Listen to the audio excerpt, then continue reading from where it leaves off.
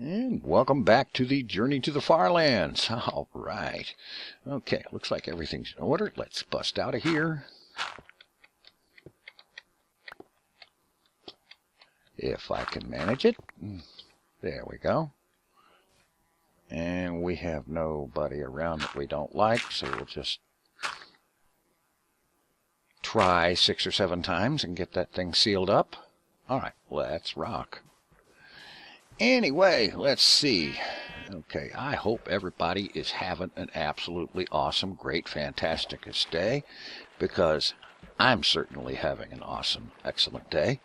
It has been a really good day, probably, at least in part, due to the fact that I decided today I was going to take a day off from taking swipes at the lawn, because that hurt. It was no fun, and I decided that at least one day this week I wasn't going to even think about it, and I haven't thought about it all day until just now when I'm thinking about how I didn't have to touch it today.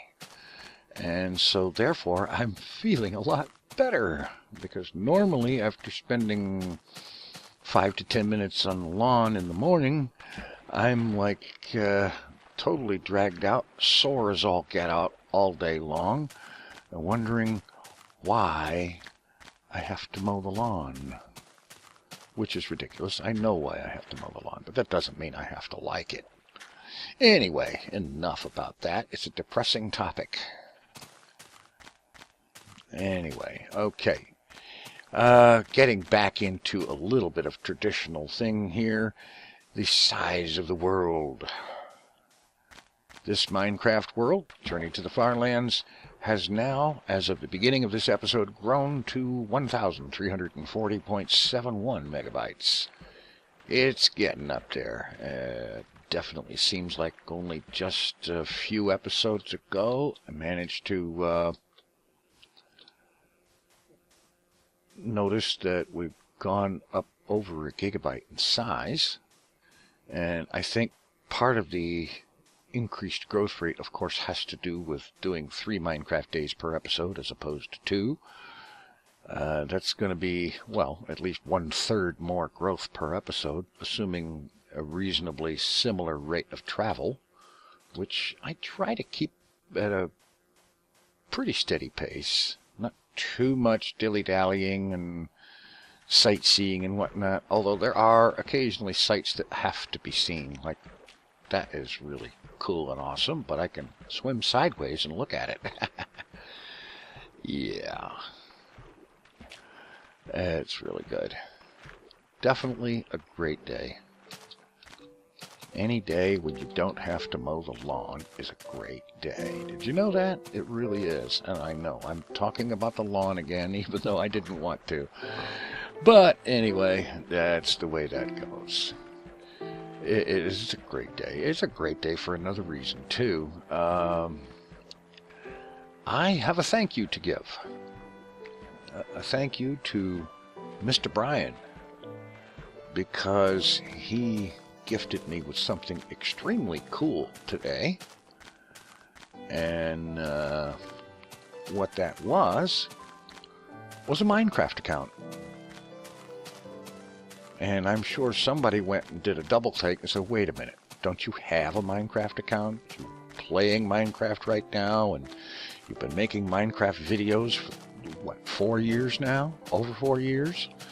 Yeah, well, this is a second Minecraft account that I will be using as a camera account, which will make it possible for me to take a shot at, hopefully not messing up, the act of making some of those third-person view montage speedy up type bits that so many people do. I'm going to get to take a shot at trying my hand at it and see what goes with that, because, you know, that's kind of cool. You have basically 2 instances of Minecraft running, one with the regular account and one with the camera account.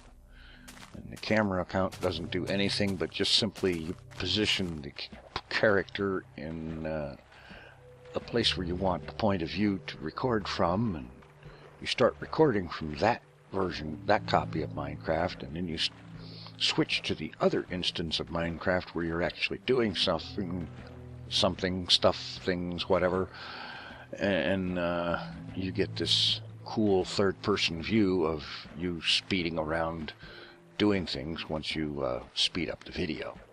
And yeah, I'm going to give that a try. I'm looking forward to that. I've been wanting to be able to do that sort of thing for quite a while, and now I have the opportunity. So, Mr. Brian, thank you very much. That is extremely cool. That was a complete, total surprise, and it just kind of made my whole day. That was awesome. That really, definitely. Oh man. Anywho, well, let's see. What else is going on? Oh yeah. Another thing that's going on that started a few episodes back, which was I was talking about. Somebody had suggested that I tame a Minecraft wolf and have it accompany me to the FarLands.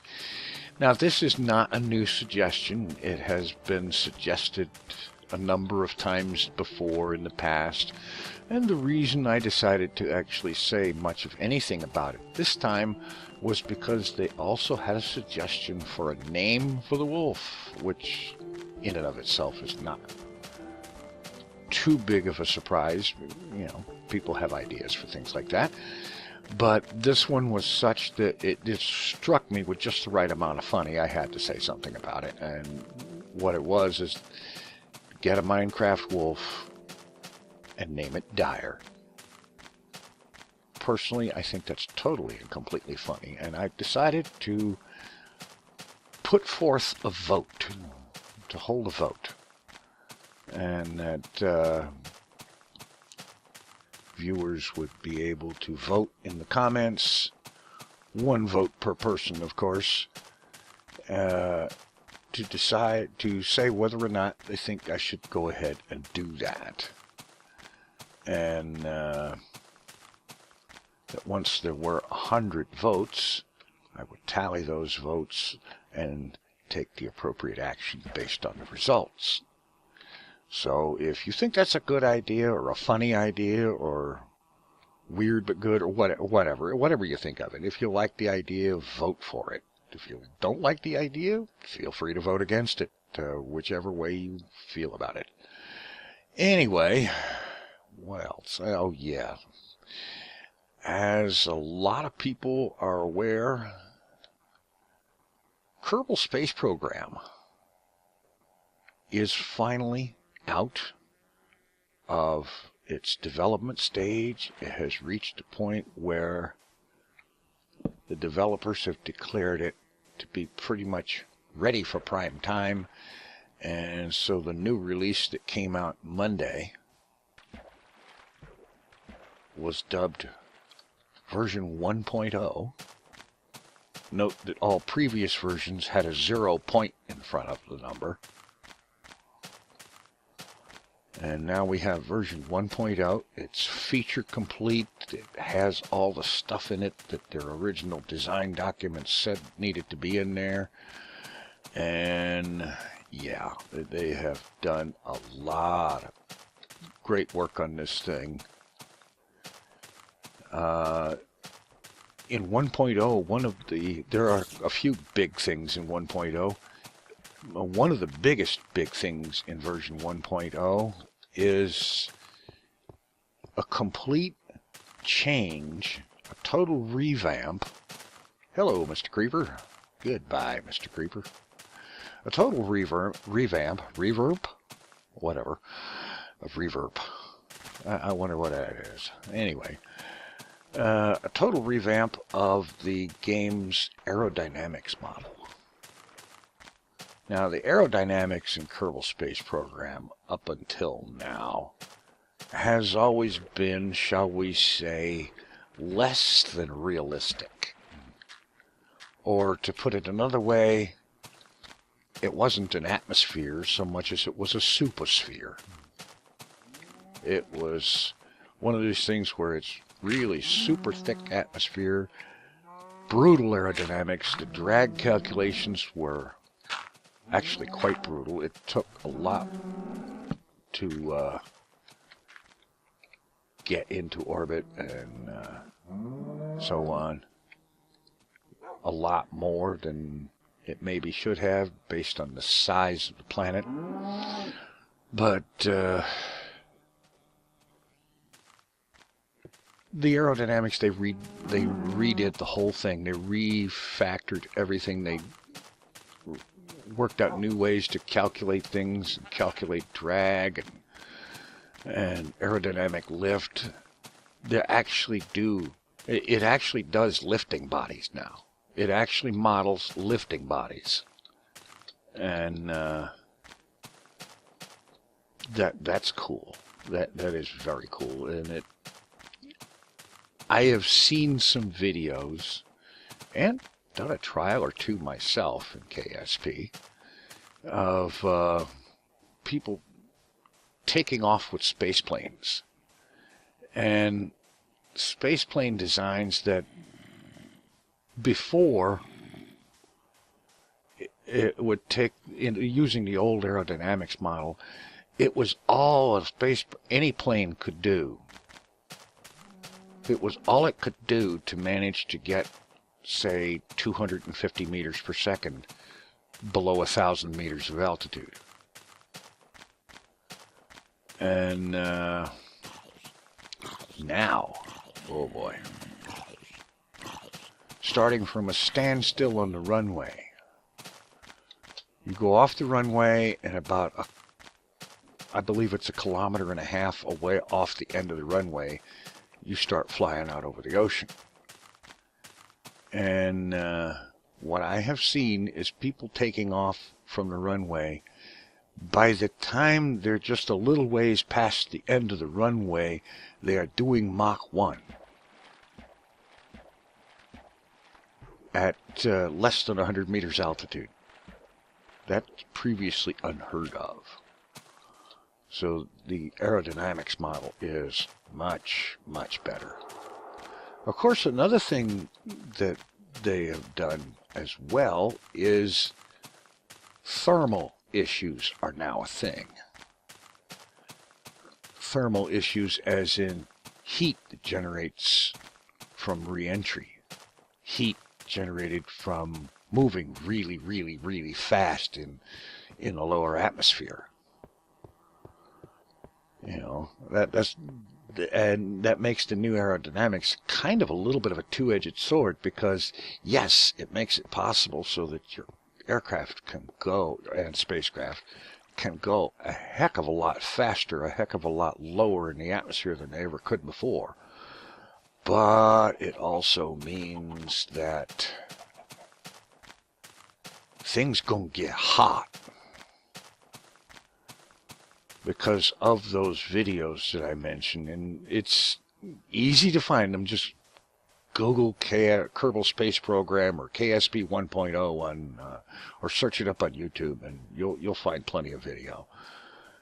People taking off in an aircraft, get up over Mach 1 and just a little off the runway, and a couple of kilometers later they're doing Mach 2 and stuff like that. And that's all real great.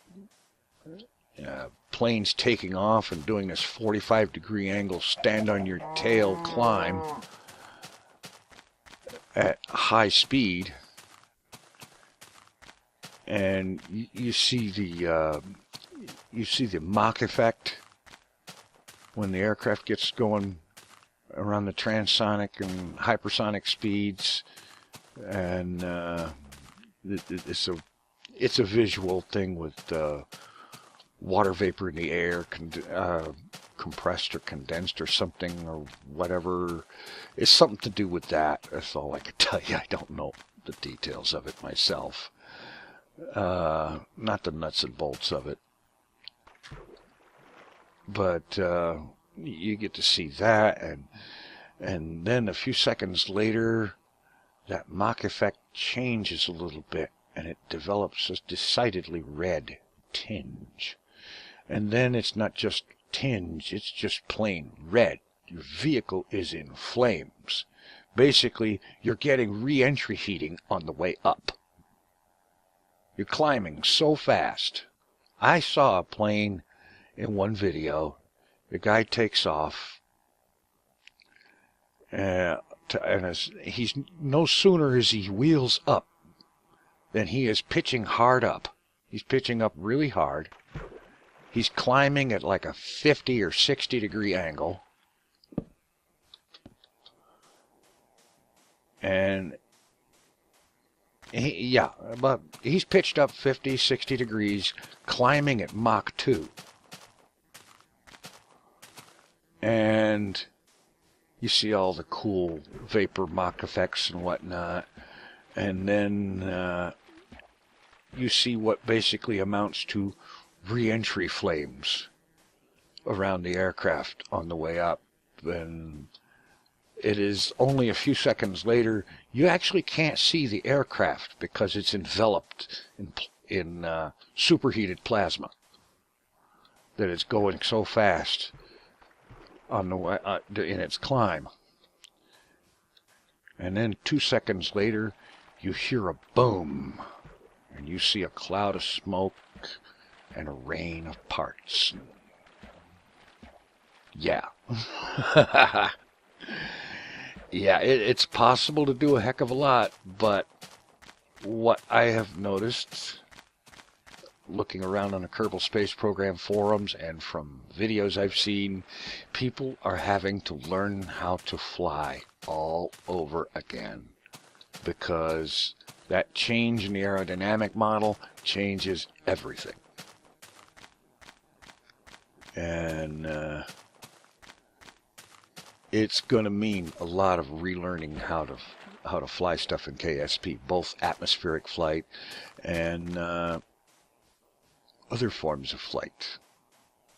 Will also take a certain amount of relearning, and spacecraft and aircraft design is going to take a certain amount of relearning because of all the massive changes. And, well, as an example, back in Kerbal Space Program 0.18, I designed a fuel tanker. Now, the purpose of this fuel tanker was to lift a Jumbo 64, which is the largest stock fuel tank at that time. And it's kind of a de facto measure of fuel tank sizes. You lift a Jumbo 64, also known affectionately as an orange tank because it's bright Space Shuttle tank orange. And the object of this ship was to lift one of those full from the launch pad into low Kerbal orbit without using any of the fuel in the tank. And it took me a while. It took me a bunch of false starts, but I ended up coming up with something that could do it. And not only did that ship become my de facto tanker ever since then, but it is also, it's kind of one of my favorite ships. It's the only really super creative ship design I've ever done. I've done a lot of ship designs, and some of them were a little creative. But most of them were purely functional in their design and whatnot. This one was, I was particularly proud of this one because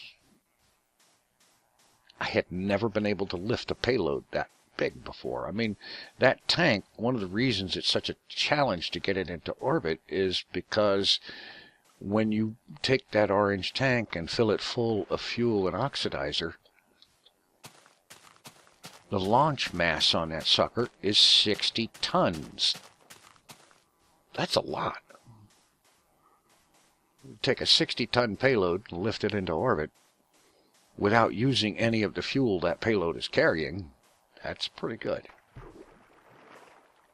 And so I was proud of that. And like I said, it became my default tanker slash space tug slash utility vehicle slash something I would occasionally launch and fly for no reason at all other than the fact that I enjoyed flying it.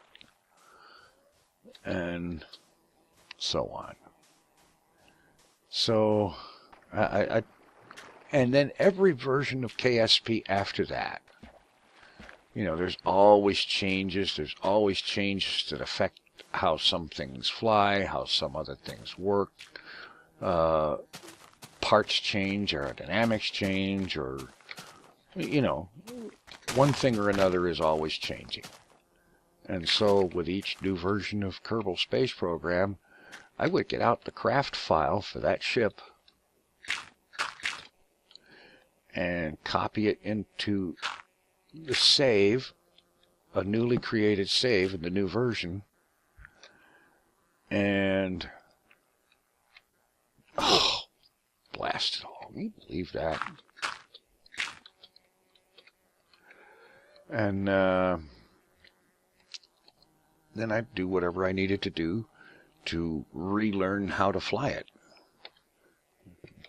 how to deal with whatever changes were necessary to make the ship able to fly. I might have to change the design, alter a few components, or change the way I flew it, or whatever. And it wouldn't take me more than a day or two, and I'd get to the point where I could once again use that ship the way I had used it before. And this version of KSP was no different. I did the same thing. I got the new version downloaded and installed.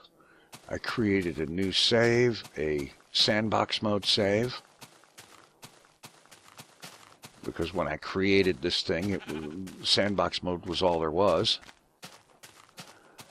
And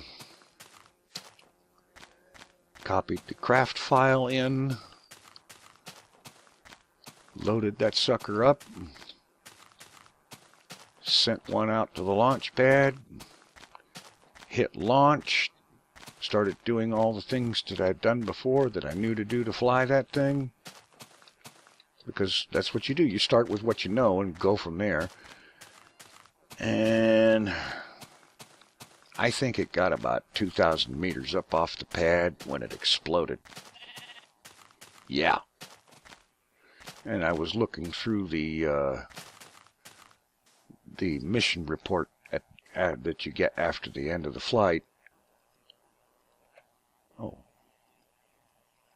And I found out why it exploded. This and such part overheated. And another flight, it was structural failure on the linkage between this part and that part. You know, and so on. And so there was a bunch of going back and forth, a bunch of trying to redesign things and whatnot. And to be honest, I've spent most of the last 2.5 days on that. And just a little while ago, I reached a point where I was once again able to fly it the way I'd flown it before. Because it turns out that it didn't actually need any redesign. Well, it does need a little bit of redesign. There is some changes that need to be made to design, but the thing did fly pretty much the way it had flown before. Once I managed to make the necessary corrections in the way that I flew it, I made the mistake of trying to fly it the way I used to fly it in the old stock aerodynamics. Well, I don't suppose it was too much of a mistake because I had to start somewhere. So I started with what I knew, but I had to adjust the manner in which I flew it. And when I figured out, I figured out one thing. You see, for some time, there has been a mod for Kerbal Space Program that tries to do and actually it does do a very good job. Ferrum Aerospace Research. That mod does the job of trying to come up with a better aerodynamics model solution for Kerbal Space Program. A lot of players have been using FAR, as it is known, for a long time. And I have been using it on and off for the last 2 or 3 versions myself. And when I started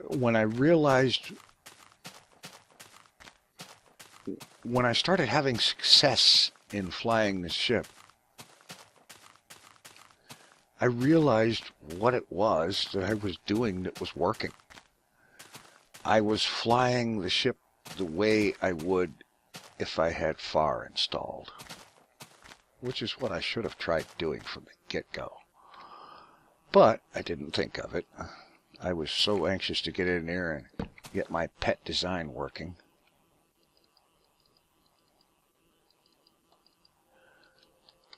That I didn't think of anything else. I didn't think of anything quite so obvious as that. But once I figured that out, then I started to have success after success, and I realized that the main primary design did not need to be changed. There is one change that does need to be made, and that change is going to depend on Squad, the developer of KSP, doing another update, hopefully sometime soon, in which they add heat radiator parts.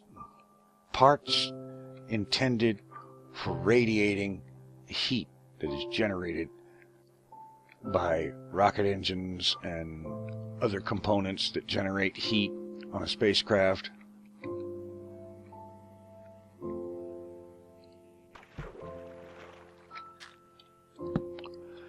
And so on. Because this particular ship makes use of 4 of... Okay, it probably won't be meaningful at all to most viewers unless you happen to be a KSP player. But this ship makes use of 4 LVN nuclear rocket motors, or atomic rocket motors. It's technically what it's called in-game. It makes use of 4 of these nuclear rocket engines. They are mounted on smallish fuel tanks, which are mounted to radial decouplers connected to the side of the fuel tank that's being delivered to orbit. And the biggest problem I had in figuring out how to fly that thing in this version is the fact that those LVN atomic rocket motors now overheat really badly, really quickly.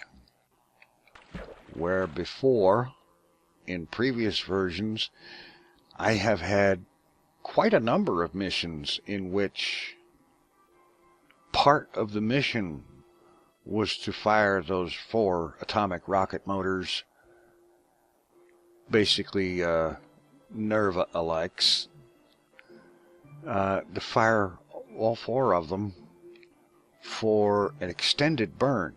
And by extended burn, I mean anywhere from 30 to 60 minutes at full thrust. Now, the way the heat production is and the way heat is conducted from part to part,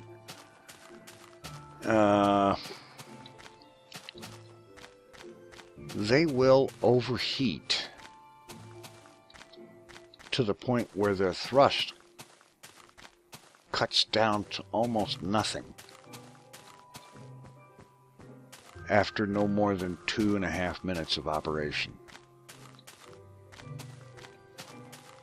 And so what is needed is going to be a heat radiator part that I can mount on that thing that will conduct the heat, the excess heat, away from the engine and radiate it out into space, because that's another thing that KSP is doing is their heat thing, their heat situation is they're actually modeling black body radiation. And that's cool. That's really cool. I don't know half of what black body radiation actually is. You know, I know it sounds really cool and smart. And Brainiac is all get out to say something like they're modeling black body radiation, but I only barely know what that is. I know it has to do with heat and the transfer of thermal energy and so on. And that's about the best I could say. But it sounds really brainy as all get out to say it. I gotta tell you that, it really does. But, I mean, I kind of get the basic of it, but I don't know much about it. But it's not something I do. Anyway, blathering and blithering. So basically I've spent a large part of the last several days playing with KSP and learning what's going on with the new stuff, and oh boy, we are running into a shortage. Oh well, this will have to do. A shortage of knot caves. Okay.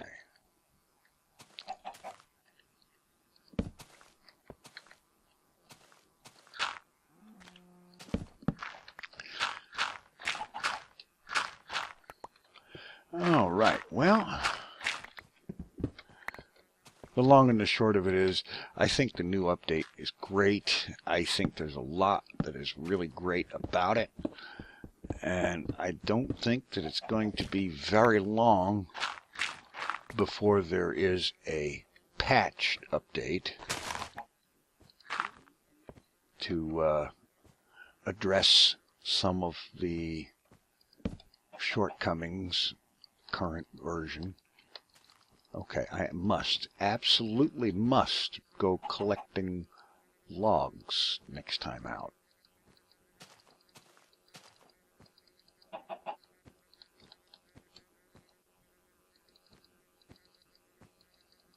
Because I should have done it today, this time, and didn't.